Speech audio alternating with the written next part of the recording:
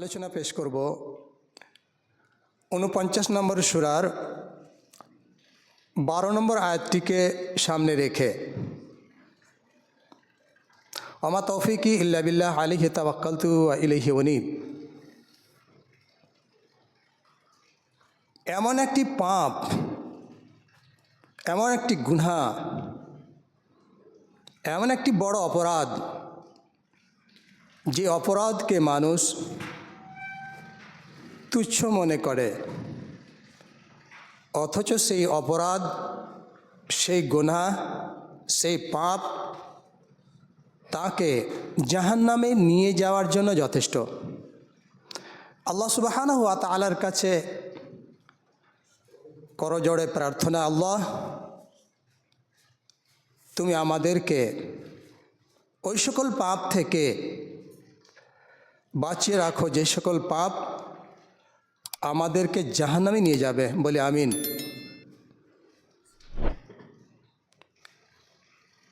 এমন একটি পাপ, যে পাপ করা থেকে আমরা কেউ বাদ পড়িনি, ইল্লা মা শা আল্লাহ। আল্লাহ যাকে রক্ষা করেছেন সে বা তিনি ছাড়া বাকি অধিকাংশ মানুষই ও তুচ্ছ জ্ঞান করা পাপে জড়িত, যেই পাপটা আমাকে জাহান্নামে নেবে, অথবা যেই পাপটা আমার নেকি অন্যজনকে দেয়া হবে। তাহলে পাপটা, অন্যায়টা কত বড় অপরাধ বা কত বড় পাপ, যেই পাপের জন্য আমাকে জাহান্নামে যাওয়া লাগছে, যেই অন্যায়ের জন্য আমার সালাত, আমার সিয়াম,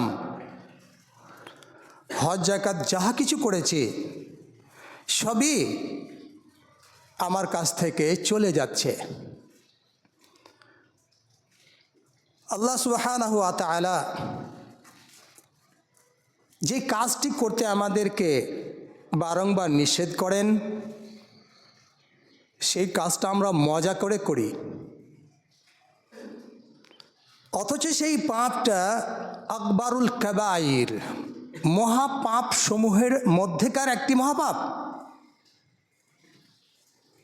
বড় যে পাপগুলো রয়েছে, সে পাপগুলোর অন্যতম একটি পাপ হচ্ছে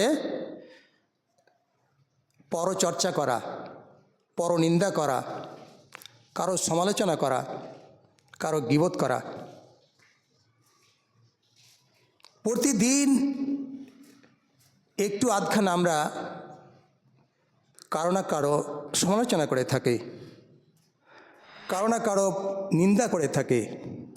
সেটা নিজের হতে পারে, অপরের হতে পারে, নিজ পরিবারের হতে পারে, অন্যের পরিবারের হতে পারে। আমরা চিন্তা করেছি কি যে আমরা কার সম্পর্কে, কার কাছে বলছি, কী বা আমার বেনিফিট রয়েছে? না, আমরা চিন্তা করিনি। যদি চিন্তা করতাম তাহলে আমার জিহ্বাকে, আমার মুখকে আমি সংযত রাখতাম। রাসূল সাল্লাল্লাহু আলাইহি ওয়াসাল্লাম বলেন, মান ইয়াজমান লি মা বাইনা লাহইহি ওয়া মা বাইনা রিজলাইহি আজমান লাহুল জান্নাহ। যে ব্যক্তি দুই চোয়ালের মাঝের বস্তু, দুই রানের মাঝের বস্তুর হেফাজত করার দায়িত্ব নেবে, নিয়ন্ত্রণ করার দায়িত্ব নেবে, কন্ট্রোল করার দায়িত্ব নেবে, আমি মুহাম্মদ সাল্লাল্লাহু আলাইহি সাল্লাম বলছি, আমি তাকে জান্নাতে নিয়ে যাওয়ার জন্য দায়িত্ব নেব। লক্ষ্য করেন রাসূল সাল্লাল্লাহু আলাইহি সাল্লাম কত বড় কথা বলেছেন। আল্লাহ সুবহানাহু ওয়া তাআলা বলেছেন, ইজতানিবু কাসীরাম মিনাজ যন্ন, বেশি বেশি ধারণা করা থেকে বিরত থাকো। ইন্না বা'দা যন্নি ইসম, কেননা কিছু ধারণাই পাপ। সব ধারণায় তাহলে পাপ হয় না। কিছু ধারণা করে কাজ করা যায়, সব ধারণা করে কাজ করা যায় না। ধারণা করে কোনো মানুষ সম্পর্কে কোনো কথা বলা, এই লোকটা এই কাজটা করেছে, ওর দ্বারাই এটা হয়েছে, অথচ সে করেনি, তাহলে আপনি বড় পাপ করলেন। ধারণা করবেন কিভাবে? আপনি কোনো জায়গায় গেছেন, নামাজের সময় হয়েছে, আপনি ভাবলেন কাবা যে কোন দিকে আছে, কোনো মানুষই নেই বলে দেবে, ধারণা করলেন। আপনার ধারণা হলো এইদিকেই পশ্চিম, এদিকেই কাবা রয়েছে, আপনি পূর্ব দিকে মুখ করে নামাজ পড়ে নিয়েছেন। পরে জানতে পারলেন আহা কি ভুল করেছি, আরে পিছন দিকে ছিল কাবা আর পূর্ব দিকে মুখ করে নামাজ পড়েছি, ধারণা করে নামাজ পড়েছি, আপনার নামাজ হয়েছে, এটা ধারণা। কিন্তু কোনো মানুষের দোষ, কোনো মানুষের এই খারাপ দিকটা আপনি ধারণা করবেন, ওই লোকটা সম্পর্কে আপনি আইডিয়া করবেন, এটা ওর দ্বারা হয়েছে, এটা অমুকের কাজ, এটা অমুকের হাত রয়েছে, এটা অমুকের মাইন্ড রয়েছে। আল্লাহ সুবহানাহু ওয়া তাআলা নিষেধ করছেন। কেন? কিছু ধারণায় পাপ হয়, সব ধারণায় নয়, কিছু ধারণায় পাপ হয়। আপনি ভালো ধারণা করুন, যেমন দুই বন্ধু শুয়ে আছেন, বাইরে গেছেন, ও রাত্রিবেলা উঠলো, তা আপনি কি ভাববেন যে ও আমার হয় ব্যাগ থেকে কিছু চুরি করবে? এটা খারাপ ধারণা। আপনি ধারণা করুন যে লোকটা তাহাজ্জুদ পড়ার জন্য উঠলো, তাহলে মুমিন সম্পর্কে ভালো ধারণা পোষণ করতে বলা হচ্ছে। আপনি কেন মন্দ ধারণা পোষণ করলেন যে লোকটা আমি ঘুমিয়ে আছি, এই সুবাদে বুঝি আমার ব্যাগ থেকে কোনো কিছু বের করে নেবে, আমি ঘুমিয়ে আছি হয় বুঝি আমার দামি মোবাইলটা সে চুরি করে নেবে? না, ভালো ধারণা করুন, মন্দ ধারণা থেকে বেঁচে থাকুন, এটাকে বলে কুধারণা। তাহলে কুধারণা করা যাবে না, সুধারণা করুন, ভালো ধারণা করুন, মুমিন সম্পর্কে ভালো মন্তব্য করুন, কেননা কিছু ধারণায় পাপ হয়। এই জন্য রাসূল সাল্লাল্লাহু আলাইহি ওয়াসাল্লাম বলছেন, হাদিসে সহিহ বুখারীতে রয়েছে, ইয়াকুম ওয়াযান ফাইন্না যান্না আকযাবুল হাদিস। ইয়াকুম ওয়াযান, তোমরা ধারণা করা থেকে বেঁচে থাকো, ইয়াকুম, তোমরা বেঁচে থাকো, জন ধারণা করা থেকে, ইয়াকুম ওয়াযান, ধারণা করা থেকে। কেন রাসূল সাল্লাল্লাহু আলাইহি ওয়াসাল্লাম বাঁচতে বলছেন, আল্লাহ বাঁচতে বলছেন কোরআনুল কারীমে, রাসূল সাল্লাল্লাহু আলাইহি ওয়াসাল্লাম বলছেন যে ইয়াকুম ওয়াযান, তোমরাও ধারণা করা থেকে বেঁচে থাকো। কেন বাঁচবেন? ফাইন্না যান্না আকযাবুল হাদিস, কেননা ধারণাই হচ্ছে সবচাইতে বড় মিথ্যা, ধারণাটাই হচ্ছে সবচেয়ে বড় মিথ্যা। রাসূল সাল্লাল্লাহু আলাইহি ওয়াসাল্লাম বলেন, সালাসাতুম মিনাল কাবায়ের, তিনটি পাপ হচ্ছে কাবিরা গুনাহের অন্তর্ভুক্ত, বড় গুনাহের অন্তর্ভুক্ত। তার মধ্যে একটি হচ্ছে মিথ্যা বলা, কাউলুজ জুর, মিথ্যা সাক্ষ্য দেয়া, পিতামাতার অবাধ্য হওয়া। তাহলে মিথ্যা কথা বলাটা কি সবচাইতে বড় অপরাধ? তাহলে ধারণা করাটা সবচাইতে বড় মিথ্যা। আকযাবুল হাদিস, রাসূল সাল্লাল্লাহু আলাইহি ওয়াসাল্লাম বলেন,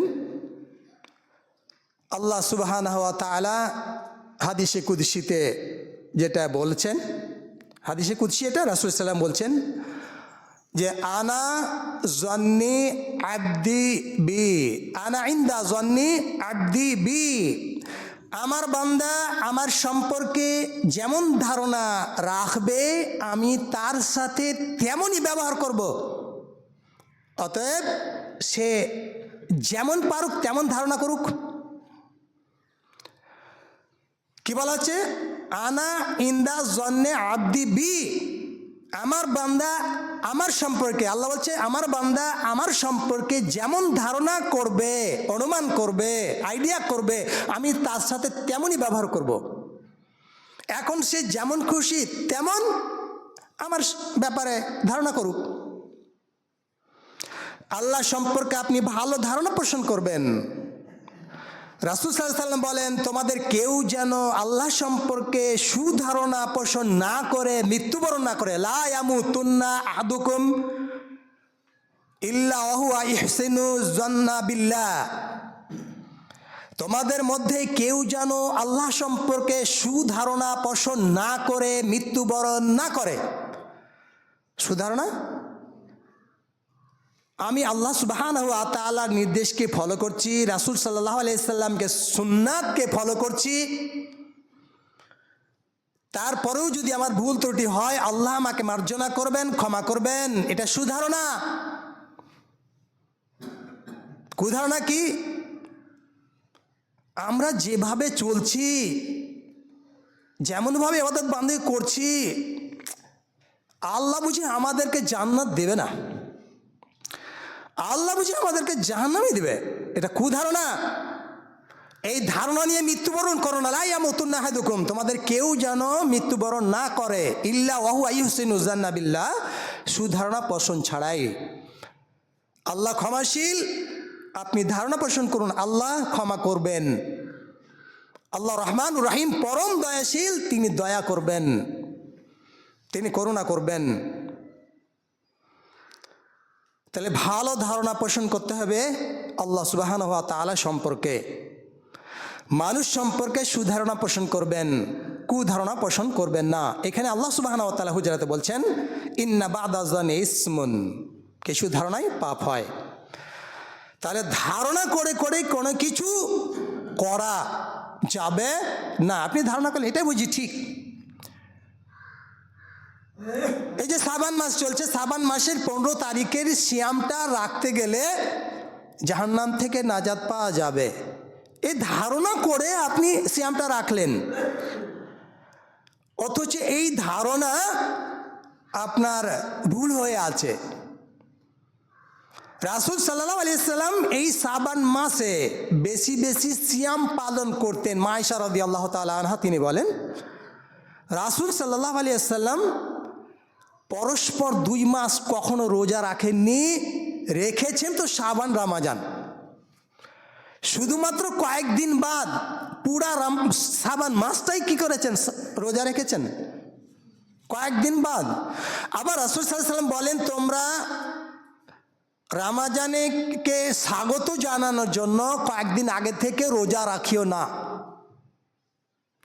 আবার এক হাদিসে রয়েছে রাসূল সাল্লাল্লাহু আলাইহি সাল্লাম বলছেন, শাবানের 15 তারিখ পেরিয়ে গেলে তোমরা রোজা রাখিও না। তাহলে ফরজ সিয়াম পালন করার জন্য তোমরা শক্তি সঞ্চয় করো।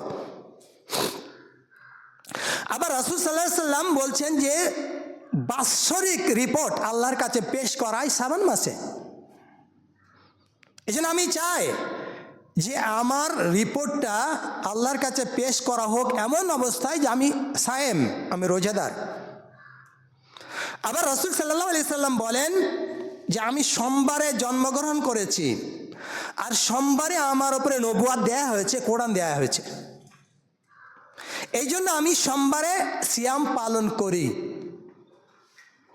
তাহলে আপনি রাসূল সাল্লাল্লাহু আলাইহি সাল্লামের জন্ম দিবসের দিন যেটা সোমবার, প্রতি সোমবার সিয়াম পালন করুন, তারিখে নয়।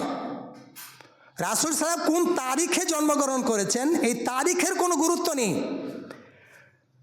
গুরুত্ব যদি থেকে থাকে তাহলে রাসূল সাল্লাল্লাহু আলাইহি সাল্লাম বলছে আমি সোমবারের দিন জন্মগ্রহণ করেছি, সোমবারের দিন আমি সিয়াম রাখি। আবার তিনি বলছেন সোমবার এবং বৃহস্পতিবারে সাপ্তাহিক রিপোর্ট আল্লাহর কাছে পেশ করা হয়। এই জন্য আমি চাই যে আমি এই 2 দিবস সিয়াম রাখি, যে আমার রিপোর্টটা সিয়াম অবস্থায় আল্লাহর কাছে পেশ করা হবে।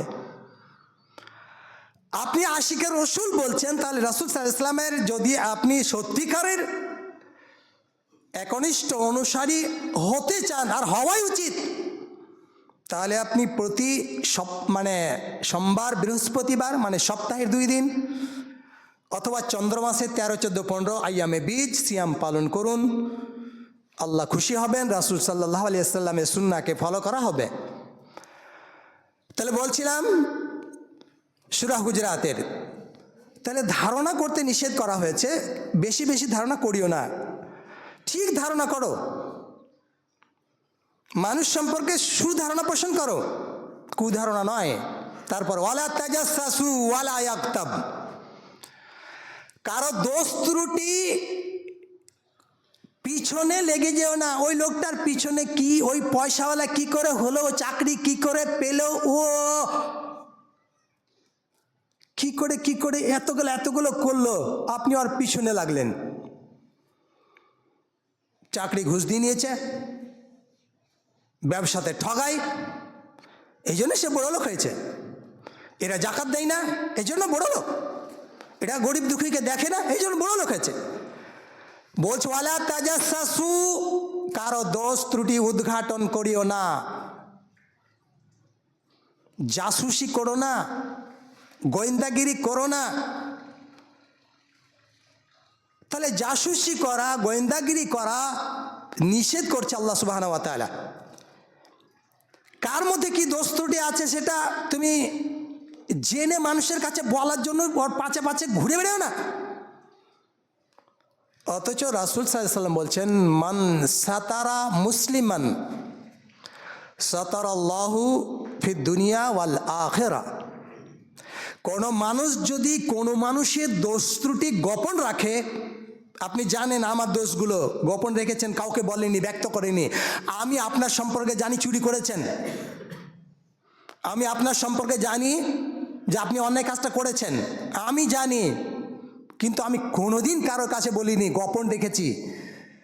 আমি যদি এই আপনার জানা দোষটাকে গোপন রাখতে পারি, ক্ষমতা রাখতে পারি, আপনি যদি আমার ভিতরে দোষটাকে জেনে গিলে রাখতে পারেন, কাউকে না বলেন, রাসূল সাল্লাল্লাহু আলাইহি ওয়াসাল্লাম বলছেন সাতারাল্লাহু লাহু ফিদ দুনিয়া ওয়াল আখিরা, আল্লাহ সুবহানাহু ওয়া তাআলা ওই ব্যক্তির দোষ ত্রুটিকে ইহকালে পরকালে ঢেকে রাখবেন। আপনি যদি কারো দোষ ত্রুটিকে উদ্ঘাটন করার চেষ্টা করেন, পিছনে লেগে যান, আল্লাহ সুবহানাহু ওয়া তাআলা আপনাকে আপনার ঘরের মধ্যে অপমান করে ছাড়বেন। মানুষের মধ্যে অপমান হবেন তো হবেন, আপনার ঘরেই আপনি অপমান হবেন। তাহলে আপনার লাভ কি? কারো দোষ ত্রুটির মানে জানার জন্য কান লাগানো, কারো দোষ ত্রুটি জানার জন্য কাউকে জিজ্ঞাসা করা, কেন এগুলো করেন? কেন কারো সম্পর্কে আমরা এসব জানার চেষ্টা করি? ওর মধ্যে কি আছে না আছে, ওর মধ্যে কি আছে না আছে ও জানে, আল্লাহ সুবহানাহু ওয়া তাআলা জানে, আমার জেনে কি হবে? তবে হ্যাঁ, কারো মধ্যে দোষ ত্রুটি থাকলে বলা ওয়াজিব। এক জায়গায় বলা হারাম আর এক জায়গায় বলা ওয়াজিব। কেমন কাজ? একটা চরমভাবে অবৈধ বড় কাবিরা গুনাহ, একটা চরমভাবে বলতে হবে কি, আপনি ওনার সাথে মানে শেয়ারে বিজনেস করতে চান, আমি জানি লোকটা বদমাইশ, টাকা মেরে দেয়, বহুজনে টাকা মেরেছে, এরকম আপনি জানলেন, ওর মিষ্টি মোহনী কথায় আপনি কিন্তু বলছেন আমি তার সাথে শেয়ারে বিজনেস করব কি করব না, আমি ওই ছেলেটার সাথে আমার মেয়ে বিয়ে দিব কি দেবো না, আমার ছেলের বিয়ে দিব কি দেবো ইত্যাদি কিছু। তাহলে আমি বলবো না ওর মধ্যে এই দোষ ত্রুটি আছে, আপনি তার সাথে বিজনেস করবেন না, তার ছেলের সাথে তার মেয়ের সাথে আপনি বিবাহ দিবেন না। দিতে গেলে আপনার কি হবে? আপনার ছেলে বা মেয়ে, আপনার বিজনেস নষ্ট হবে। এইটা বলা ওয়াজিব, বলতে হবে। কিন্তু কারো সম্পর্কে অন্য বিষয়ে জাসুসি করা, দোষ ত্রুটি জানা হারাম, এটা হারাম। কিন্তু এইটা আবার বলাটা আমার স্বভাবের কাজ, কেননা এই একটা জীবন বাঁচছে তার ছেলের বা তার মেয়ের। ছেলে ভালো না মেয়ে ভালো আমাকে জেনে বলতে হবে। কেউ যদি কোনো মেয়ে যদি জিজ্ঞেস করে লোকটা কেমন, লোকটা ভালো কি মন্দ, রাসূল সাল্লাল্লাহু আলাইহি ওয়াসাল্লামকে জিজ্ঞেস করেছে যে আল্লাহর রাসূল দুইজন আমাকে মানে পায়গাম দিয়েছে বিয়ে করার জন্য, বলেছে ও তো কি বলে যে লাঠি হাতে ধরে রাখে আর ওর তো পয়সা নাই, এবার কাকে বিয়ে করবে দেখো। তাহলে এই বিষয়গুলো বলা যায়, বাকি আর অন্য কিছু দোষ ত্রুটি মানে ঘাটাঘাটি কারো করতে যায় না, গোপন রাখার চেষ্টা করুন, জানার পরেও আপনি মানে হজম করুন। ওয়ালা একটা বাজুকুম বাজা, তোমাদের কেউ যেন কারো নিন্দা না করে, আল্লাহ নিষেধ করছেন। কিন্তু এটা আমরা মজা করে করি। কোনো আলেমের বিরুদ্ধে গীবত না করে মনে হয় থাকেই না, খুব কম মানুষ। কোনো মাস্টার সম্পর্কে গীবত না করে মানে চলেই না, বুঝি। হেডমাস্টার সম্পর্কে তো আমাদের সমালোচনা লেগেই থাকে স্টাফ রুমে। আজকে ছুটির আবেদন করা গেল, ছুটি দিল না, এই দিল না, সেই দিল না, আজকে আমার লাল কালি মেরে দিল, বললাম ফোন করে যে গাড়ির একটু জ্যাম ছিল, মেরে দিয়ে বসে থাকলো, আমরা কিছু বলেই থাকি বড় চটা লোক ইত্যাদি কিছু। জি আমাদের গ্রামের মণ্ডলটা ভালো হয়নি, খুবই বদমাশ লোক, বিচার টিচার করতে যায় না। যা কিছু আপনি বলছেন যদি লোকটা শুনতো অপছন্দ করে তাহলেই তো গীবত করে বসে আছেন। আর গীবতটাই হচ্ছে কাবিরা গুনাহ। এই গীবতের গুনাহ আল্লাহ মাফ করিবেন না। কে মাফ করবে?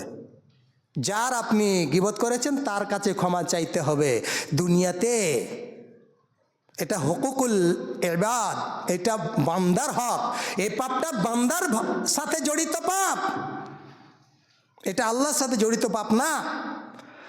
আপনি আপনার হালাল কামাই করা টাকা দিয়ে আপনি হারাম কিনে খেয়েছেন, এক বোতল মদ খেয়েছেন, এটা যত পাপ তার চাইতে শত গুণ বড় পাপ হয়েছে আপনি কারো নিন্দা করেছেন তার অনুপস্থিতিতে। ওর মধ্যে দোষটা আছে বলেছি আগেই, দোষের কথা আপনি আমাকে বললেন, ও নেই এখানে। যদি শুনতো যা আপনি ওর সম্পর্কে আমাকে বলছেন তাহলে ও কিন্তু মন কষ্ট পেত। তো এটা ওই এক বোতল মদ খাওয়ার চাইতে বহু গুণ বড় অপরাধ। তা আমি এটা মদ খাওয়াকে প্রমোট করছি না যে মদ খাওয়া যাবে, মদ খাওয়াটাও বড় গুনাহ, কিন্তু তার চেয়ে বড় গুনাহ কারো নিন্দা করা, কারো বউ বেটি নিন্দা করা। এমনকি মা বোনরা এমন আছে, দুজন যদি কোনো জায়গাতে এক জায়গায় জড়ো হয় বোঝা যায় কারো নিন্দা না করে উঠতেই পারবে না, নিন্দা করেই ছাড়বে। ওর বাড়ি গেলাম, নাস্তা যে দিল কি আর বলবো, এত শুনি যে আর বড় লোক মানুষ, নাস্তা কি হলো, গরিব বেঁচে তো খারাপ, নাস্তা দিল গরিব বেঁচে তো খারাপ, দেখছে দেখছে দেখো ওর কাপড়টা দেখো, ওর এইটা দেখো, ওটা সেটা দেখো, ইত্যাদি কিছু বলে ফেলে। আল্লাহ তুমি আমাদেরকে আমাদের মা বোনদেরকে এবং আমাদেরকে পরচর্চা পরনিন্দা করা থেকে আল্লাহ তুমি হেফাজত করো বলে আমিন। এ বিষয়ে আবার যদি আমাদের কোনো সময় থাকে তাহলে আমরা সে বিষয় নিয়ে আবারও আলোচনা করবো ইনশাআল্লাহ।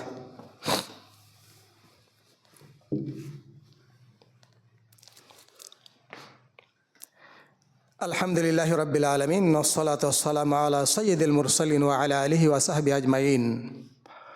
আল্লাহ সুবহানাহু ওয়া তাআলা আমাদেরকে ভালোবেসেছেন বলে আমরা এই মসজিদে এসেছি। আমাদের মতো বহু মানুষকে দেখি রাস্তাতে এখনও ঘুরে, নিশ্চয়ই সে জানে যে জুমার আজান হয়েছে, জুমার দিন তাড়াতাড়ি করে যেতে হবে। জুমার দিনের কত বড় একটা ফজিলত অন্য প্রাণীরা বুঝে, কিন্তু মানুষ আমরা বুঝলাম না। আল্লাহ সুবহানাহু ওয়া তাআলা কোরআনুল কারিমে একটা সূরা নাজিল করেন সূরাতুল জুমা নামে, কিন্তু আমরা জুমার গুরুত্বই বুঝলাম না। এই জুমার দিনের কি পাওয়া যায় তো আমরা দেরি করে আসতে চাই, অথচ আল্লাহ সুবহানাহু ওয়া তাআলা একটা গুরুত্বপূর্ণ দিন দিয়েছেন আমাদেরকে, সাইয়্যিদুল আয়াম, দিনের সেরা দিন হচ্ছে জুমার দিনটা, সাপ্তাহিক দিনের সেরা দিন। এমনকি এই দিনটাকে আপনার ঈদও বলা হয়। তাহলে এই দিনে আমরা কাজকর্ম ছেড়ে যাতে আমরা মসজিদে সময় মতো উপস্থিত হতে পারি, এই যে আল্লাহর কাছে আজ থেকেই দোয়া করবেন, আল্লাহ আগামী জুমা জানে আমি তাড়াতাড়ি মসজিদে গিয়ে উপস্থিত হতে পারি, তোমার জিকির আজকার করতে পারি। আল্লাহকে বলুন। কোনো এমন দিন এরকম পাওয়া যাবে না যে সকাল থেকে নিয়ে আপনি দুপুর পর্যন্ত নামাজ পড়েই যাবেন, না, পারবেন না, নেই। কিন্তু জুমার একটা দিন, যে দিনে সূর্য ওঠার 15 থেকে 20 মিনিট পরে যত খুশি রাকাত নামাজ পড়তে পারবেন, যত খুশি। কতক্ষণ পর্যন্ত? খতিব মিম্বারে উঠার আগ পর্যন্ত। 2 রাকাত সালাতই আপনাকে নিয়ে যাবে জান্নাতে, যদি সেটা কবুলযোগ্য হয়, রাসূলের সুন্নাহ মোতাবিক হয়। অথচ আমরা তাড়াহুড়ো করে আসি। এর আগেও বলেছি, যখনই আজান শোনা যাবে হাইয়া আলাল ফালাহ, কল্যাণের দিকে আসো, দুনিয়ার কোনো জায়গা আর কল্যাণ নেই মসজিদ ছাড়া, দুনিয়াতে আর কোনো জায়গা কোনো কিছুতেই কল্যাণ নেই নামাজ ছাড়া। কেননা মুয়াজ্জিন ডাক দিয়েছে হাইয়া আলাল ফালাহ, কল্যাণ যদি কোথাও থেকে থাকে, যেদিক দিয়ে আওয়াজ আসছে সেদিকে দৌড় দাও। ফাসআউ ইলা যিকরিল্লাহ, আল্লাহ স্মরণের জন্য আল্লাহই যেতে বলছে, তাড়াহুড়ো করে যাও, তাতে যাও। ফাসআউ, চেষ্টা করো, এখানে দৌড়ানো, তাহলে চেষ্টা করো তাড়াতাড়ি। কেনই বা আমরা লেট করছি?